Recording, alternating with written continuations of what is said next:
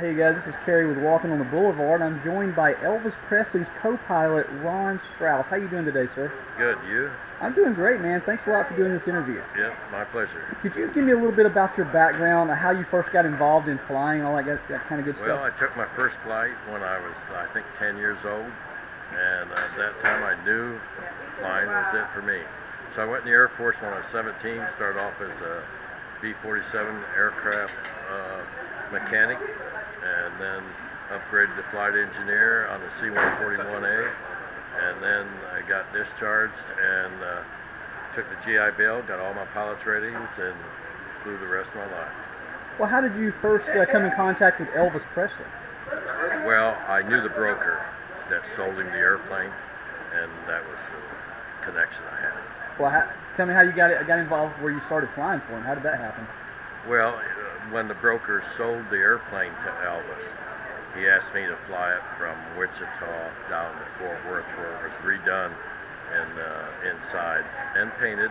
And then we had an interview with Vernon Presley, and got hired by Elvis. Somebody was telling me a couple of days ago, I'm not sure if this is true, so you correct me if I'm wrong, but that he called you up randomly one night and said he wanted to go get, I don't remember if it was cheeseburgers or something, and fly. Peanut butter and jelly sandwiches out in Denver, and that's true. That just called us up.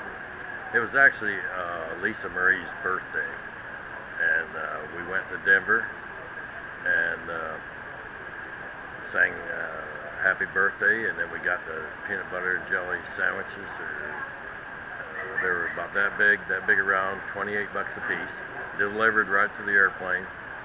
And then we couldn't get into Long Beach, so Lisa went to the hotel with security and airlined in the next day. We went to Baton Rouge and then back to Memphis. That's crazy. People always talk about Elvis's generosity. Can you share a story when you saw him being generous to somebody? Well, when we were out, we went out to Vail. We wouldn't take the airplane into Vail, so we went to Denver, Stapleton, and then everybody took limos up to Vail. And he gave away 4 Cadillacs and a pickup truck. And then we were in Palm Springs, where he liked to spend off days in the winter. We flew him into LAX, I think it was, and he bought 5 motorcycles. They rode him back to Palm Springs and then shipped him to Memphis. I bought a Corvette just down here from the mansion with a tipsy ball that he gave me. Wow, that's awesome, dude. You I still got that. Yeah. Now, people also have told me, I interviewed Sonny West, a lot of other people, and they've told me that Elvis was a big prankster. Did you ever witness any of his? No. You never witnessed any of that? Well, I guess when you're in an airplane, you don't want to really be pulling the We were busy. pilot. We kept the cockpit door closed most of the time, not locked, but closed, because we didn't want the lights shining in the cockpit. Well, can you share like a fond memory, something funny maybe that happened over the years with Elvis? Anything that pops into your head? Well, we took him to Honolulu, and when I found out about the trip, I called Joe Esposito and asked him if my wife could go along, because the airplane originally would carry 120 people, but when we got done, or he got done with it, it would only carry 29 people. And we had to go from here to Oakland to get fuel and then on into Honolulu. And out of here, we had 4 open seats, but out of Oakland, it was overbooked. But when we got to Oakland, it wasn't. We had 4 open seats, so Elvis came to the cockpit halfway through there, and he asked me, he says, "How's the weather there?" I said, "It's fine, we'll be there in a couple hours."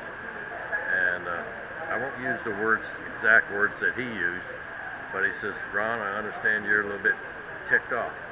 I said, "No, but Elvis, I'm fine." And he says, "No," he says, "I'm madder than hell." He said, "Your wife, Teddy, should be on this flight." I said, "Well, that's the way it goes. Maybe next time." And he says, "No." He says, when we land in Honolulu, you call her up, tell her to get a first-class airline ticket out here. I'm buying. And I said, "Elvis, I'm not going to do that." And he says, well, looked at me and he says, do you like flying for me?" "Yes, sir." And he says, "Do I pay you enough?" "Yep." He says, "If she's not out here tomorrow, I will replace you."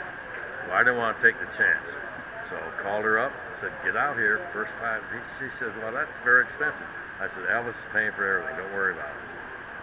So she did, walked up Memphis to, I think, LA, and then into Honolulu. And first class all the way. And then she had to get back to her job and the kids. And so then when we returned 3 or 4 days later, Elvis came to cockpit, same thing. How did Betty and Joey are staying in Honolulu? I said, yeah, thanks very much. She really appreciates that. So when we got back to Memphis here, I went ahead and had a stack of bills to take to Vernon Presley. And when I got done paying with him, I had this airline ticket. I sort of put it up, bashfully to Vernon, and he said, that's all right, just pay him, Nancy. And I said, but Mr. Presley, it's pretty expensive. Don't you want to look at it? And he says, nope. He says, I talked to Elvis about it last night. Just pay him. Gave me a check. I can't remember how much it was, but it was expensive. That's pretty awesome. Pretty awesome. I'm guessing no on this, but was there ever an opportunity where Elvis came into the cockpit and he's like, why don't you let me try to fly this thing? No, but he came in the cockpit numerous times. I mean, just about every takeoff. If he wasn't doing a show, he would come. If it was just pleasure, he'd be in the cockpit all the time. And we offered to let him fly cruising, but he said, no, that's what I hired you guys for. When was the last time you saw him live?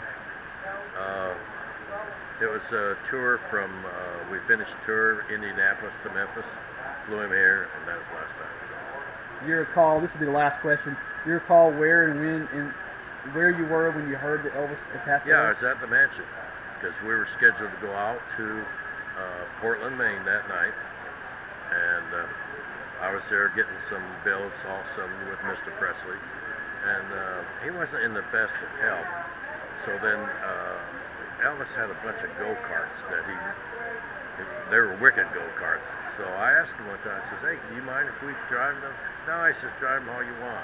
So that's what I was doing, and then it got a little bit late, so I said, I better get home and get some sleep, so I'll be, bright-eyed tonight going to Maine.